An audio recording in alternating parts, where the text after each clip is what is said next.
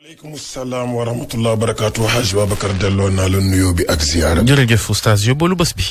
waa Babacar yóbbal bi dafay ñëwaat ba tey ci latif bi ma doon wax. mbokk mi yeewu na suba dimanche.